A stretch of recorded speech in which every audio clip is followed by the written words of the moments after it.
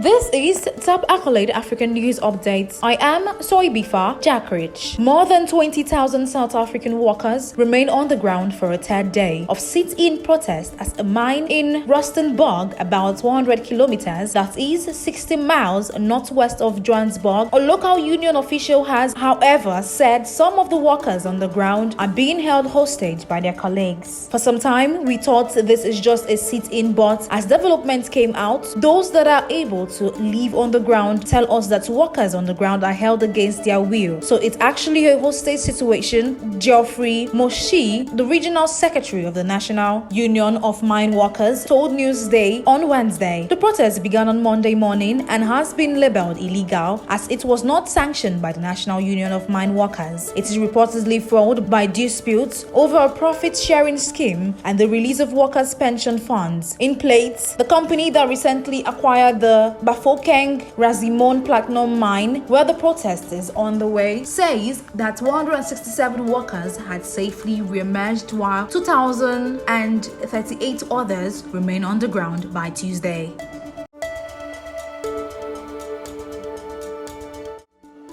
Gunmen have kidnapped a Nigerian High Court judge and killed her guard in Southern Akwa Ibom State, police say. Justice Joy Uwana is said to have been abducted on her way back from a court sitting on Monday night along Uyo Okobong in Oro Town. The gunmen reportedly opened fire and shot a policeman protecting the judge before whisking Justice Uwana and her driver away. A police spokesperson in Akwa Ibom State, Odiko Macdon, said the incident was unfortunate, adding that security forces were now investigating the matter. There was no immediate claim of responsibility, but adoptions for ransom by criminal gangs are frequent in some parts of Nigeria.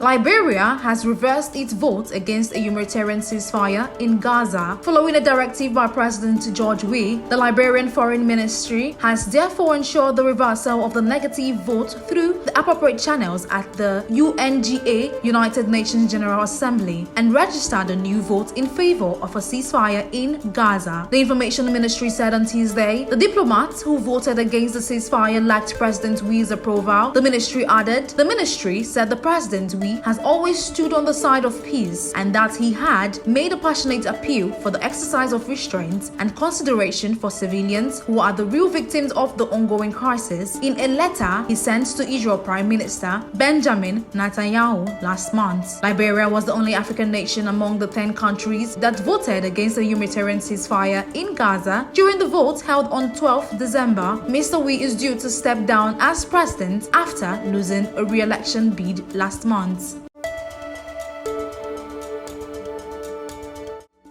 A former Rwandan doctor has been jailed for 24 years by a French court for his involvement in the 1994 genocide. Sustin Munyemana was on Wednesday found guilty of genocide crimes against humanity and participation in a conspiracy to prepare these crimes. The 68-year-old former gynecologist was accused of helping draft a letter for the interim government that supervised the killing of Tutsis. He was also accused of participating in meetings that organized roundups of Tutsi civilians in the southern Rwanda prefecture at Butare, where he lived at that time. Mr. Munyemana, who moved to France months after the genocide ended, denied any wrongdoing, and his lawyer said they plan to appeal the verdict. The public prosecutor had sought a jail sentence of 30 years during the 6-week-long trial at the Assize court in Paris. Elsewhere, a court in Brussels on Tuesday found 2 other Rwandans guilty of genocide and war crimes committed in their native country. Serafin Twahiwa and Pierre Basabose were found to have committed multiple murders and attempted murders of Tutsis and moderate Hutus in Kigali between April and July 1994. Their sentencing is set for Thursday. That is the size of Top Accolade African News Updates. You can follow us on our social media platforms as displayed on your screen. Happy Wednesday.